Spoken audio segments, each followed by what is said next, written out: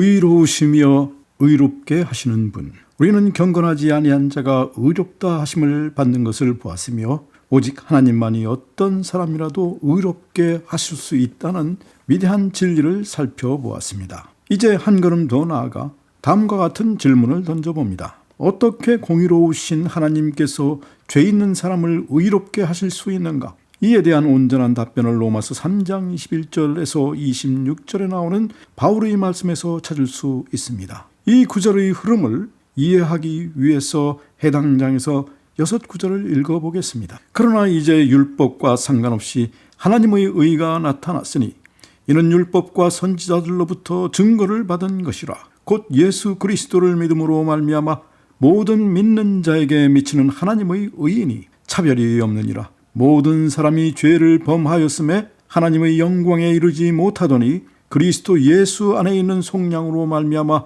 그분의 은혜로 값없이 의롭다 하심을 얻은 자 되었느니라. 이 예수를 하나님이 그의 피를 믿음으로 말미암아 화목제로 세우셨으니 이는 하나님께서 길이 참으시는 중에 전에 지은 죄를 묵과하심으로 자기의 의로우심을 선포하려 하심이니 곧 이때 자기의 의로우심을 나타내사 자기도 의로우시며 또한 예수 믿는 자를 의롭다 하려 하심이라. 여기서 제 개인적인 경험을 잠시 나누고자 합니다. 제가 죄인이었을 때 성령의 손 아래서 하나님의 공의에 대한 분명하고도 날카로운 인식을 가지게 되었습니다. 다른 사람들에게 죄가 어떤 의미일지는 몰라도 제게 있어서는 죄는 참을 수 없는 짐이었습니다. 나는 지옥을 두려워했다기보다는 죄를 두려워했습니다. 나는 스스로가 끔찍하리만큼 너무나 죄인이라는 사실을 알았고 하나님께서 나를 죄로 인해 심판하지 않으시기보다는 오히려 그래야만 한다고 느꼈습니다. 나는 온 땅의 제사장께서 내 죄 같은 것은 반드시 정죄하셔야 마땅하다고 생각했습니다. 나는 마치 재판관 자리에 앉아 스스로를 사형에 처해야 한다고 판결을 내리는 듯한 기분이었습니다. 만약 내가 하나님이었다면 나 같은 죄인은 지옥의 가장 깊은 곳으로 반드시 던져지게 하였을 것입니다. 그러는 동안 나는 마음속으로 하나님 이름의 영광과 그분의 완전 무결한 도덕 관리력에 대해 깊은 고민에 빠졌습니다. 제가 부당하게 용서받는다면 제 양심이 용납하지 않을 것이라고 느꼈습니다. 제가 지은 죄는 반드시 처벌받아야 했습니다. 하나님은 의로우신데 어떻게 이토록 죄인인 나를 의롭다 하실 수 있는가라는 의문이 생겼습니다. 나는 내 마음속으로 물었습니다. 하나님께서 어떻게 의로우시면서 의롭게 하시는 분이 될 수 있는가? 나는 이 질문 때문에 고민하고 괴로워하였고 그 어떤 답도 찾을 수 없었습니다. 분명히 내 양심을 용납시킬 만한 해답을 스스로 만들어낼 수 없었습니다. 속죄교리는 성경이 하나님의 감동으로 기록되었음을 증명하는 가장 확실한 증거 중 하나라고 나는 확신합니다. 어떻게 누가 감히 의로운 통치자가 불의한 반역자를 대신하여 죽는다는 생각을 할 수 있었겠습니까? 이것은 인간적 신화나 시적 상상력에서 나온 가르침이 아닙니다. 이 속죄 방법은 역사적 사실이었기에 알려지게 된 것입니다. 인간이 스스로 고안해낸 것이 아니지요. 그것은 허구로 만들어질 수 있는 이야기가 아닙니다. 하나님께서 친히 정하신 것이며 사람의 상상력으로 만들어질 수 있는 문제가 아닙니다. 나는 어릴 때부터 예수님의 희생을 통해 구원의 계획에 대해 들어왔습니다. 그러나 마치 아프리카 어느 나라에서 태어나 자란 사람같이 내 영혼 깊은 곳에서 그것을 전혀 이해하지 못하였습니다. 빛은 있었으나 나는 눈먼 사람이었습니다. 그래서 주님께서 친히 내게 이 문제를 분명하게 하실 필요가 있었던 것입니다. 그것은 나에게 새로운 계시로 다가왔으며 마치 성경에서 예수께서 죄를 위한 화목제물로 선포되셨다 함이 일생 처음 읽는 것처럼 신선하였습니다. 나는 그것이 모든 거듭난 하나님의 자녀에게 반드시 계시로 다가와야 한다고 믿습니다. 즉 예수님의 영광스러운 대속의 교리입니다. 나는 구원은 대속의 희생을 통해 가능하다는 것을 깨달았습니다. 하늘의 대헌정에서 이러한 대속의 역사가 이루어질 수 있도록 조항이 마련되어 있었던 것이지요. 나는 알게 되었습니다. 하나님의 아들이시며 성부 하나님과 동등하시고 영원 전부터 하나님 아버지와 함께 계신 예수께서 오래전부터 선택된 백성의 언약의 머리가 되시어 그러한 능력으로 선택된 우리들을 위하여 고난당하시고 구원을 이루셨을 것입니다. 우리의 타락이 처음부터 개인적인 타락이 아니었던 만큼이나 우리의 연방 대표였던 첫 번째 아담을 통해 같이 타락하였기에 두 번째 대표, 곧 하나님 백성의 언약의 머리가 되신 그분, 두 번째 아담이 되신 그분을 통해 회복될 수 있게 된 것입니다. 내가 실제로 죄를 짓기도 전에 나의 첫 조상인 아담의 죄로 인해 이미 타락해 있었음을 알았습니다. 그리하여 법적으로 보면 두 번째 머리이시자 대표를 통해 다시 일어설 수 있다는 점에 큰 기쁨을 얻게 되었습니다. 아담의 타락이 곧 우리에게 탈출구를 남겨주었고 두 번째 아담이 첫째가 저지른 타락을 회복시킬 수 있습니다. 아담을 통해 인류가 타락하였지만 그것은 곧 우리에게 탈출구를 마련해 주는 역할을 하였습니다. 의로우신 하나님께서 나를 용서하실 가능성에 대해 고민하고 있을 때 나는 하나님의 아들이신 분이 사람이 되시어 그분이 축복받은 인격이 나무에 달린 그 몸으로 내 죄를 담당하셨다는 것을 믿음으로 이해하고 알게 되었습니다. 나는 그분이 징계를 받아 평안을 누리고 그분이 채찍에 맞음으로 내가 나음을 받는 것을 보았습니다. 사랑하는 친구여, 이런 일을 본 적이 있나요? 형벌을 사하지 않으시고 칼날을 무디게 하지 않으시며 온전히 공의를 행하시는 하나님께서 어떻게 무한히 자비로우시며 그분께로 향하는 경건치 못한 자들을 의롭게 하실 수 있는지를 이해한 적이 있습니까? 비길 데 없는 인격으로 지극히 영광스러운 하나님의 아들이 내가 받아야 할 형벌을 지심으로 법의 죗값을 감당하여 하나님이 나의 죄를 묻지 않고 넘기시도록 작정하셨기 때문입니다. 모든 범법자들이 지옥으로 보내져서 죗값을 치르는 것보다 그리스도 한 분의 죽음으로 하나님의 법은 더 크게 갚아졌습니다. 하나님의 아들이 죄로 고난을 겪으신 것이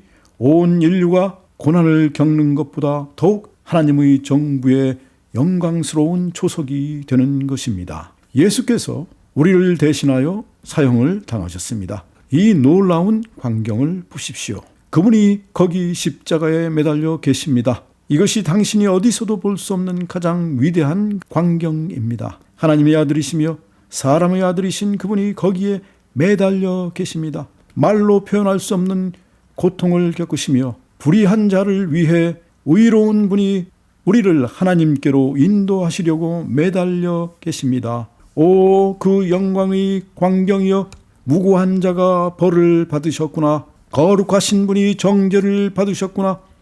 영원히 축복받는 분이 저주를 받으셨구나. 무한히 영광스러운 분이 수치스러운 죽음을 당하셨구나. 하나님의 아들의 고난을 더 보면 볼수록 이런 말씀이 내 경우에 딱 맞는다는 확신이 더 커집니다. 우리로 하여금 형벌을 피하도록 한 것이 아니라면 그분이 왜 고난을 받으셨나요? 그렇다면 그분이 자신의 죽음으로 형벌의 방향을 돌리셨다면 그것은 돌이켜진 것이고 그분을 믿는 사람들은 그것을 더 이상 두려워할 필요가 없습니다. 그것은 그렇게 되어야 하며 속죄가 이루어졌으므로 하나님께서는 그분의 보호자의 기초를 흔들거나 법규집을 전혀 더럽히지 않고 용서하실 수 있습니다. 양심이 엄청난 질문 공세로 가책을 일으키나 이제 완전한 답을 얻습니다. 불의에 대한 하나님의 진노는 그것이 무엇이든 상상을 초월한 무서운 것일 겁니다. 모세가 누가 그분의 분노의 힘을 알겠는가? 라고 잘 말하고 있습니다. 그러나 영광의 주님께서 왜 나를 버리셨나이까? 라고 외치시고 그분이 영혼을 내어주시는 것을 볼 때 우리는 하나님의 정의가 그토록 신성한 이가 하신 아주 완벽한 순종과 지극히 무서운 죽음을 통해 하나님의 의의 죗값이 풍부히 치러졌음을 느끼게 됩니다. 하나님 자신께서 자신의 법 앞에 엎드리셨다면 그 이상 무엇을 더 할 수 있겠습니까? 공로로 인한 속죄가 인간의 과실로 인한 모든 인간의 죄보다 더 큽니다. 바다같이 크신 예수님의 사랑 어린 자기 희생은 산만큼 큰 우리 죄들을 모두 삼킬 수 있습니다. 우리의 대표이신 그 한 분의 무한한 선을 위해 하나님께서는 다른 이들이 아무리 무가치 하더라도 그들에 대해서 호의로 보시게 됩니다. 주 예수 그리스도께서 우리 대신 서서 우리가 그분 아버지의 의로운 분노를 당하지 않도록 대신 감당하심은 기적 중의 기적이었습니다. 하지만 그는 그렇게 하셨습니다. 다 이루었다. 하나님께서 죄인을 용서하실 것은 그분이 그의 아들을 아끼지 않으셨기 때문입니다. 하나님께서는 우리의 범죄를 간과하실 수 있었던 것은 그분이 거의 2000년 전에 당신의 독생자에게 그 죄를 덮어 씌우셨기 때문입니다. 당신이 예수님을 믿는다면 이것이 요점이죠. 당신의 죄는 그의 백성을 위한 속죄의 양이신 그분에 의해 치워 없어졌습니다. 그분을 믿는다는 것은 무엇입니까? 단순히 그분이 하나님이시며 구세주이시다라고 말하는 것이 아닙니다. 그분을 온전히 전적으로 신뢰하고 당신의 모든 구원을 위하여 지금부터 영원토록 당신의 주님, 당신의 주인, 당신의 전부로 그분을 받아들이는 것입니다. 당신이 예수님을 모시면 그분은 이미 당신 곁에 있습니다. 당신이 그분을 믿으시면 나는 말합니다. 당신은 지옥에 갈 수 없습니다. 그리 되면 그리스도의 희생을 무의미하게 만들기 때문입니다. 희생이 받아들여졌는데 그 희생이 받아들여진 영혼이 죽을 수는 없습니다. 믿는 영혼이 정죄받을 수 있다면 왜 희생이 필요하겠습니까? 예수님께서 나를 대신하여 죽으셨다면 왜 나 역시 죽어야 합니까? 모든 신자는 그 희생이 실제로 자기를 위해 이루어졌다고 주장할 수 있습니다. 그는 믿음으로 그 위에 손을 얹고 그것을 자신의 것으로 만들어 그로써 결코 멸망하지 않을 거라는 확신을 가질 수 있습니다. 하나님은 우리를 대신한 이 제물을 받으시고 그런 다음 우리에게 죽음을 선고하지 않으십니다. 주님은 자기 아들의 피에 기록된 우리의 용서를 읽고 그런 다음 우리를 치실 수는 없습니다. 그것은 불가능한 일입니다. 오, 이 순간 당신에게 은혜가 주어져서 당신이 즉시 예수님을 바라볼 수 있기를 간절히 바랍니다. 곧 예수님께서 죄인을 위한 자비의 근원이심을 깨닫는 것부터 시작하시길 바랍니다. 그분은 경건치 아니한 자를 의롭다 하신다. 의롭다 하시는 이는 하나님이시니 그러므로 오직 그 이유로만 그것이 이루어질 수 있으며 그분은 신성한 아들의 속죄 희생을 통해 이것을 행하십니다. 그러므로 이것이 아무도 문제를 제기할 수 없을 만큼 정당하게 이루어질 수 있습니다. 너무나 철저하게 이루어질 수 있어서 하늘과 땅이 사라질 엄청난 마지막 날의 의롭다 하심의 합당함을 부인할 자가 아무도 없을 것입니다. 누가 정죄하리요? 죽으신 이는 그리스도시요.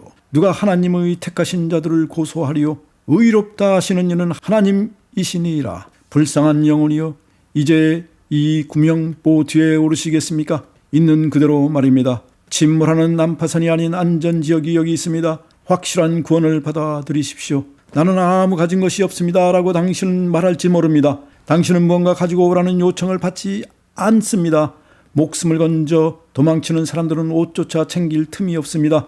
있는 그대로 뛰어드십시오. 당신을 격려하기 위해 제 이야기를 해드리면 천국에 대한 나의 유일한 소망은 갈보리 십자가에서 경건하지 않은 자들을 위해 이루어진 완전한 속죄에 있습니다. 나는 그것에 굳게 의지합니다. 나는 다른 어떤 곳에서도 소망의 그림자조차 갖지 못합니다. 당신도 나와 같은 처지에 있습니다. 당신이나 나나 신뢰의 기반이 될 만한 그 어느 것도 갖지 않았기 때문입니다. 손을 잡고 십자가 발치에 함께 서서 죄인을 위해 피를 흘리신 그분께 한 번만 우리의 영혼을 맡겨보십시오. 우리는 동일한 한 분의 구세주에 의해 구원받을 것입니다. 당신이 그분을 신뢰하다가 멸망한다면 나도 멸망해야 합니다. 내가 당신에게 내놓은 이 복음에 대한 나의 확신을 증명하기 위해 내가 할 수 있는 일이 더 무엇이 있겠습니까?